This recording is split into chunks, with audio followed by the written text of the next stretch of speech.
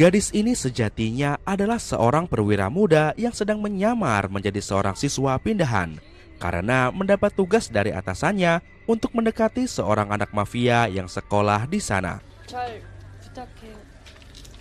Namun di hari pertamanya, tiba-tiba dia mendapat gangguan dari sekelompok geng pembuli.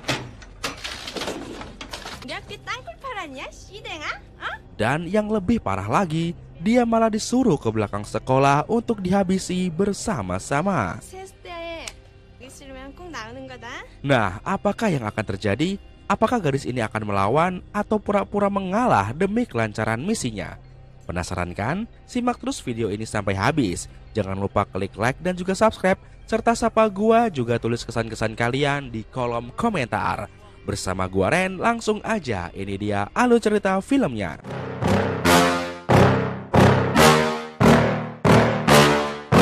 Yeah. Please tell me that I can't, that I won't, that I fail, that I'll never make it out, yeah. Please tell me all the bad. Di sebuah dermaga, terlihat sekelompok penjahat yang sedang mengumpulkan gadis-gadis Korea yang rencananya akan dijual ke Indonesia.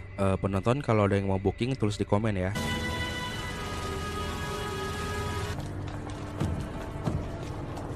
Tanpa mereka sadari, di antara para gadis ini ada seorang perwira muda polisi yang sedang melakukan penyamaran menjadi gadis sekolahan. Dan perwira muda itu bernama Jae-in, supaya lebih gampang kita panggil saja dia Jen. Di sini Jen tidak sendirian, karena di luar sana rekan-rekannya selalu memantau dari suatu ruangan dan akan melakukan penyergapan jika pimpinan kelompok mafia ini sudah datang. Tak lama kemudian, pimpinan mafia yang diketahui bernama Hammer pun datang. Namun, ketika rekan-rekan Jen bergerak untuk melakukan penyergapan, tiba-tiba mereka sudah dicegat oleh anak buah Hammer.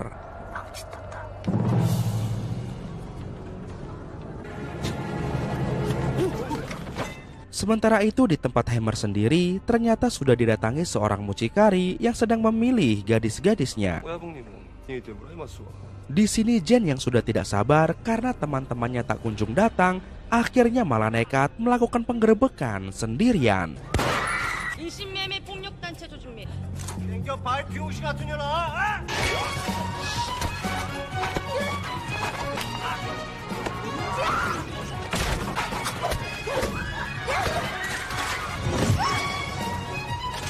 Lama-kelamaan tentu saja Jen kewalahan, namun tiba-tiba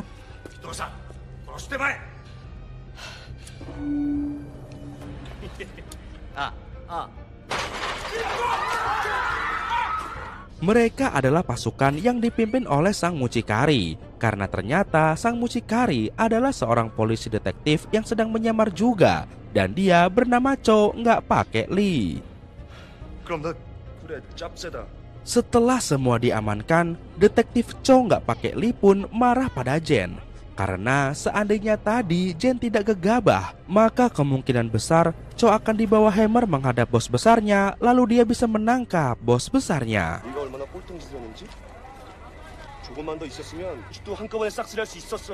Scene pun berganti.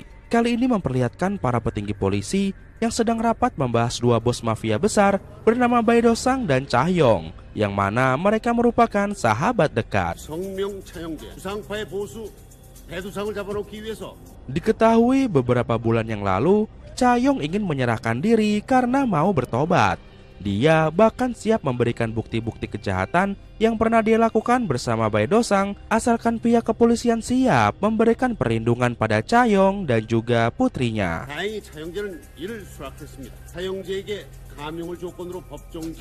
Kala itu pihak kepolisian menyanggupinya. Namun baru saja pihak kepolisian ingin membawa Cha-hyung, tiba-tiba mereka mendapat serangan dari sekelompok orang.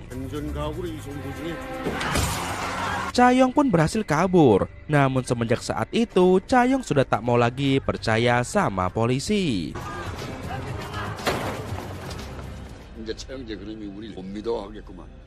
Nah, adapun rapat ini diadakan karena ketua detektif yaitu Detektif Chun ingin mengejar lagi keberadaan Cha-hyung.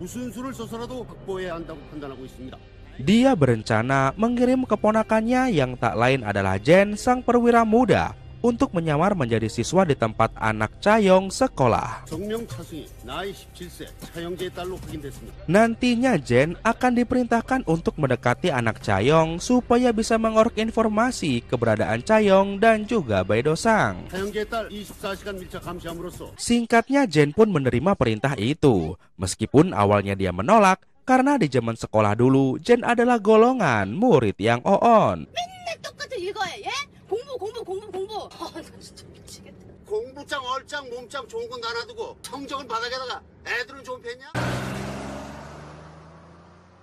Jen pun masuk kelas dan diperkenalkan oleh gurunya. Dan di sini dia melihat anak dari Chaeyoung yang diketahui bernama Cha Seung-hee. Supaya lebih gampang, kita panggil saja dia Seung-hee.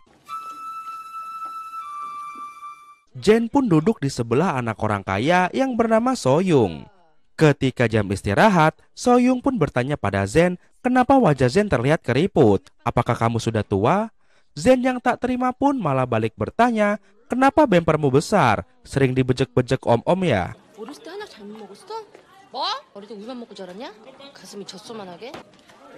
Di sini Soyoung pun marah dan dia segera pergi untuk memanggil pasukan gengnya.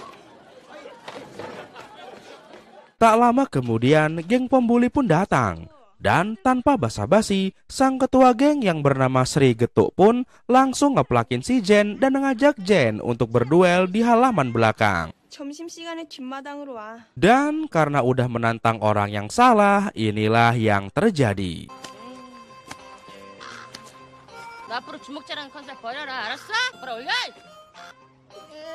Mukanya yang cantik pun kini berubah jadi pecel.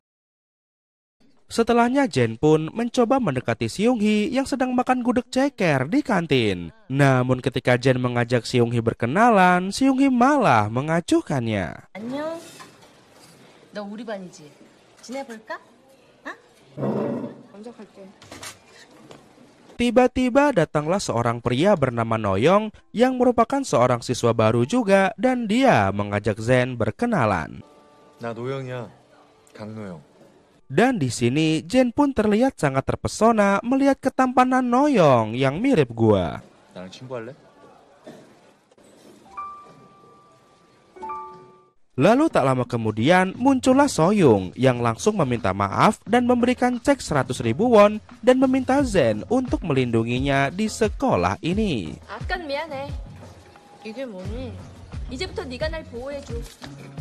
Setelah pulang sekolah, Zen pun diantar oleh rekannya yang bernama Kang ke sebuah apartemen, yang mana apartemen tersebut terletak di sebelah apartemen Seung-hee supaya Zen bisa terus memantau kondisi Seung-hee. 이게 다 뭐야? 내가 신경 좀 썼다. Di malam harinya, ketika Zen sedang membaca buku biodata Seung-hee, tiba-tiba dia disapa oleh Noyoung karena ternyata Noyoung tinggal tepat di sebelah apartemennya Zen. 책 읽어? 야, 너 근데 여기서 뭐 하는 거야? 나 여기 살아. Hari pun berganti. Kali ini memperlihatkan Bae-dosang yang sedang berkumpul dengan anak buahnya. Di sini Bae-dosang menyuruh seluruh anak buahnya untuk menangkap sahabatnya yaitu Chaeyoung yang dianggap berbahaya karena dia memegang semua bukti-bukti kejahatan Bae-dosang. 영재는 어떻게 됐어? 이런 놈들을 무서워한다. Sementara itu di sekolah terlihat Seung-hee yang sedang cekcok dengan Sri Getuk. Dan ketika Sri Getuk ingin memukulnya, tiba-tiba Noyoung pun muncul dan menolong Seung-hee. 그분끼리 싸우면 되나? Setelahnya Noyoung dan Seung-hee pun ngobrol di halaman. Namun dari belakang ternyata Zen terus memantau mereka dari jendela. 혜령이 때문에 기분 우중충한 건 다 이해하는데.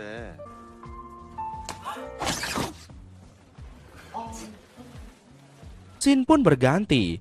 Ketika Zen sedang tacap-tacap di loker, tiba-tiba dia dihampiri oleh Sri Getuk yang ingin membalas dendam. Namun kali ini dia membawa backingan.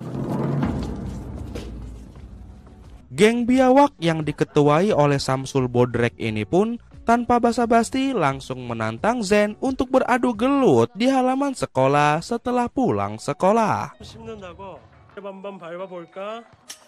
나와! Sementara itu, Seong-hee yang sedang di toilet tiba-tiba bertemu dengan ayahnya yang beralibi sedari tadi menunggu Seong-hee di sana padahal sambil ngintip. 아빠가 이런 식으로 나타나는 거 이젠 놀랍지도 않아. Di sini sang ayah mengajak Seong-hee untuk ikut bersamanya dan bersekolah di luar negeri saja. Namun Seong-hee menolaknya. 너 옛날부터 유학 가고 싶다고 했지? 안 가. Mendengar itu, Cha-young pun memutuskan untuk pergi. Namun siapa sangka ternyata saat itu Zen melihatnya dan Zen pun memutuskan untuk mengejarnya.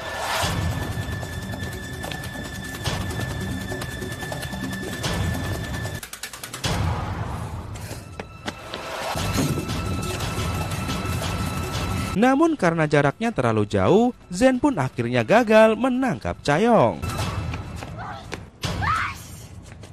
Setelahnya Zen pun menjumpai Paman Chun dan mengatakan bahwa tadi Cha-young datang namun dia kehilangan jejaknya. Di sini sang paman pun memberikan sebuah ide untuk menyewa orang yang akan berpura-pura menyakiti Seong-hee dan di saat itulah Zen akan datang sebagai pahlawan. Maka dengan begitu pasti Seong-hee akan mau berteman dengan Zen. 애들 며칠 부랴부랴 꾸며서 대기시켜 놓을 테니까 그래서 친해져보는 거야. Setelah pulang sekolah, Zen pun membuntuti Seong-hee karena hendak menjalankan rencana itu. Namun tiba-tiba dia dicegat oleh Samsul Bodrek dan geng biawak pengkornya dan mengajak Zen untuk berbaku hantam. 또 한번 턱겨보시지. Di sini Zen yang buru-buru pun menolak dan meminta gelutnya diundur besok aja. Namun karena Samsul Bodrek ngeyel, langsung dibantah.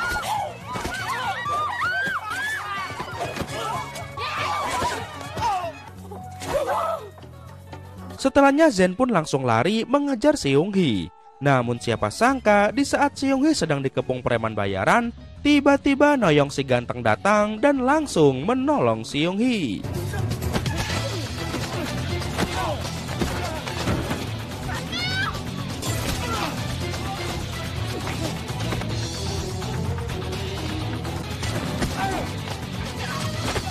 Dan rencana Zen pun gagal. Di malam harinya terlihat Zen yang kesemsem dengan aksi si ganteng Noyong tadi siang. Namun di sini Zen langsung istighfar karena Zen yang udah tua nggak boleh jatuh cinta sama berondong SMA. 이게 아니면 어떻게 한번 해보는.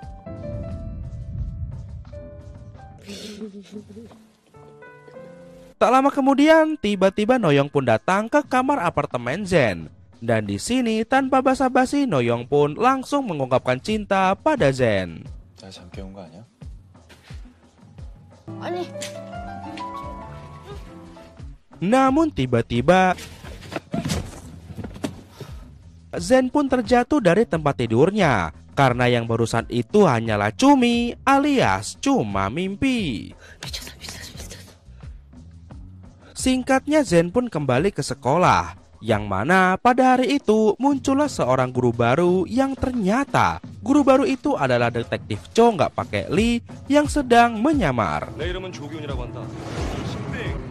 Di malam harinya, ketika jalan-jalan, Soyoung tak sengaja melihat Zen yang diberi uang gaji oleh Paman Chun. Dan Soyoung pun mengira bahwa Zen adalah cewek bookingan. Alhasil di keesokan harinya, Zen pun dijauhi oleh teman-temannya. Karena ternyata berita tentang Zen cewek bayaran sudah tersebar di satu sekolahan. Namun justru karena itu, tiba-tiba saja Seong-hee datang dan mengajak Zen untuk berteman. Semua itu karena Seong-hee merasa bahwa dia dan Zen memiliki nasib yang sama beratnya. 들이 하는 얘기 다 들었어. 뭐 그렇게 함부로 굴리는 거 아니야. 뭐? 우리 친구하자. Ketika kelas dimulai kembali, terlihat Zen yang kebingungan karena harus ikut ujian. Paman Chun pun menyewa orang untuk mengerjakan soal-soal ujian itu dan memberitahu Zen jawabannya lewat earphone. 20일에 Awalnya semua berjalan dengan mulus, namun sepandai-pandainya tupai melompat, boleh kita menumpang mandi. Akhirnya aksi mencontek ini pun ketahuan oleh Pak Guru. 너무 새끼로 Jen pun dijewer dan dibawa ke kantor guru. Dan Jen yang merasa sudah mentok akhirnya mengatakan bahwa sebenarnya Jen adalah seorang perwira polisi. 이 학교에 잠복 근무 중인 경찰입니다. Tak lama kemudian Paman Chun pun datang dan mereka berdua pun menunjukkan kartu anggotanya dan langsung membuat Pak Guru jadi kena mental. 정말 경찰입니다. Di malam harinya, Seong-hee terkejut mendapati sebuah surat yang ternyata surat itu dari ayahnya. Dalam surat itu, sang ayah mengabarkan bahwa besok dia akan pergi meninggalkan Korea untuk selama-lamanya. Seong-hee yang sedih pun pergi ke apartemen Jen. Di sini dia mencurahkan kesedihannya hingga akhirnya mereka berdua pun nangis bersama. Keesokan harinya, Zen yang sudah tahu keberadaan Cha-yong pun pergi ke bandara. Namun siapa sangka, ternyata di saat yang bersamaan, anak buah Bae Do-sang juga datang dan langsung mengejar Cha-yong. Melihat itu, Zen pun bergegas juga ikut mengejarnya. Hingga akhirnya Cha-yong pun terkepung oleh anak buah Bae Do-sang dan juga pasukan kepolisian.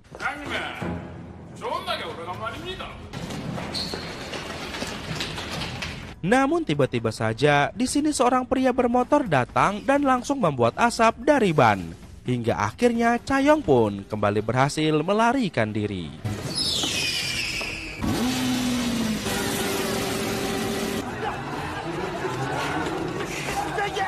Di saat pemotor itu juga ingin kabur, tiba-tiba detektif Cho nggak pakai li berhasil menembak pemotor itu. Namun sayangnya si pemotor masih bisa meloloskan diri.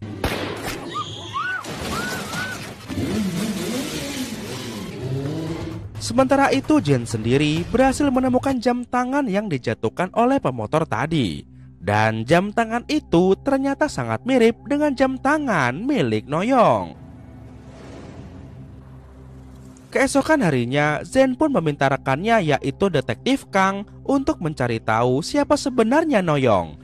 Dan setelah diselidiki, ternyata Noyong adalah tangan kanan Cha-yong yang ditugaskan untuk melindungi Seon-hee dengan cara menyamar sebagai pelajar. 지금 일본에 살고 있다.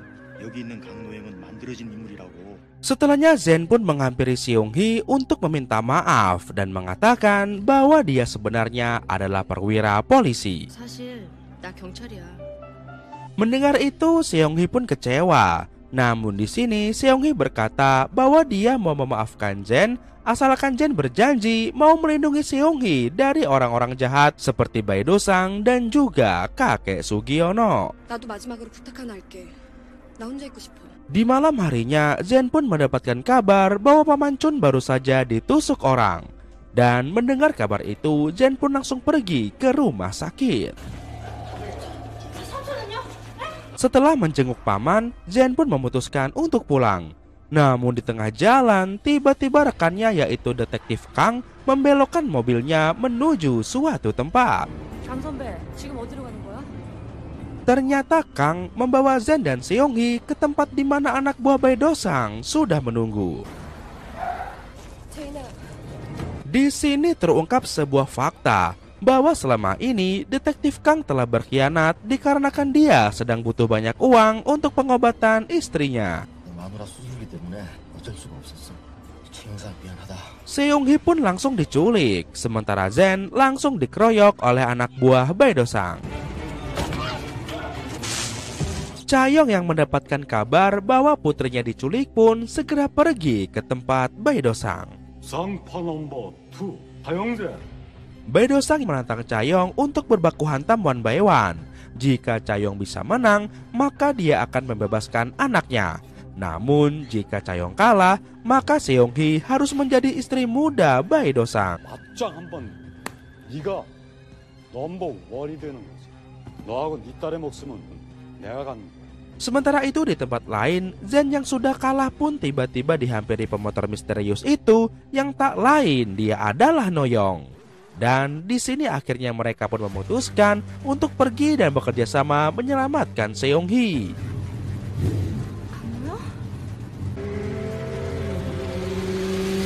Sementara itu kembali ke markas Baidosang.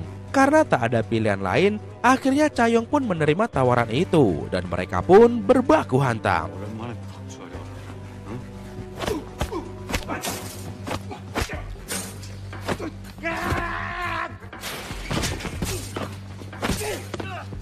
이제 그만 끝냅시다. Awalnya di sini Chaeyoung dapat unggul dari Baidosang. Namun tiba-tiba saja Baidosang berbuat curang dengan menyuruh anak buahnya menembakkan jarum suntik dengan tulup ke arah Chaeyoung.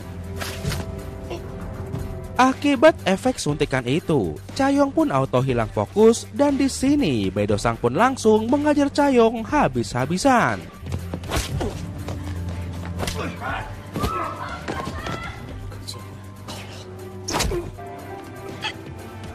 Tak lama kemudian, akhirnya Zen dan Noyoung pun datang dan menggunakan serangan kombinasi. Mereka pun menghajar anak buah Baidosang.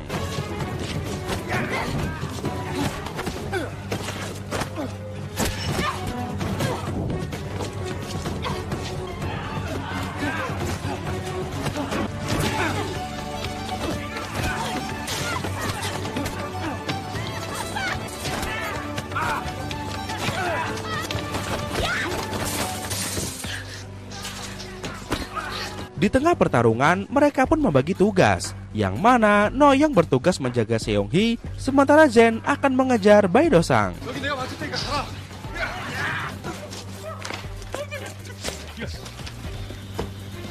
Melihat Baidosang akan kabur dengan mobil, Zen pun langsung lompat ke kap mobil tersebut. Di sini, Zen yang menghalangi pandangan supir pun akhirnya membuat sang supir gak fokus dan menabrak pinggir jalan. Zen pun langsung menangkap dan memborgol Baidosang. Namun tiba-tiba, 이건 내 사건이라 그랬지. tanpa disangka itu adalah detektif Cho nggak pakai Lee. Dan selama ini ternyata dia sudah berkhianat karena bayaran yang dia dapat dari Baidosang jauh lebih besar. 지금 나랑 밥그릇 싸움 하자는 거야? 지금 장난해? 따블 줄 테니까. 콜이란다 야. Di sini terungkap juga sebuah fakta bahwa yang menusuk Paman Chun adalah detektif Cho nggak pakai Lee. Semua itu dia lakukan karena detektif Cho sudah muak disuruh-suruh terus oleh detektif Chun. 네가 내 손에 죽는 거야. 네 삼촌처럼. Mendengar itu, Zen pun auto murka. Dan tanpa pikir panjang lagi, Zen pun langsung membantai detektif Cho nggak pakai Lee.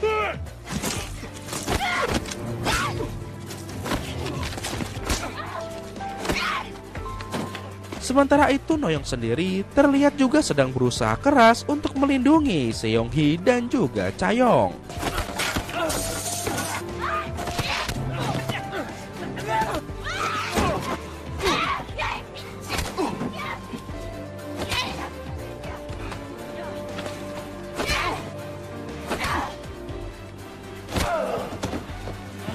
Hingga akhirnya mereka berdua pun berhasil menang. Dan di saat seperti ini akhirnya polisi pun pada baru datang. Itu pun karena kasusnya sudah viral.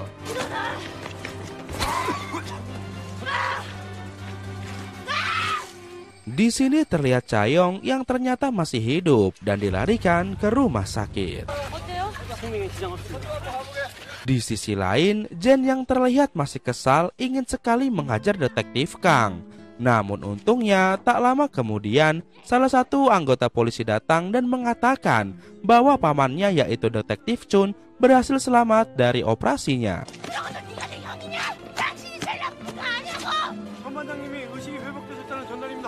Dan hal itu pun membuat Jen sedikit tenang. Beberapa bulan kemudian memperlihatkan Jen yang kini menyamar sebagai biarawati.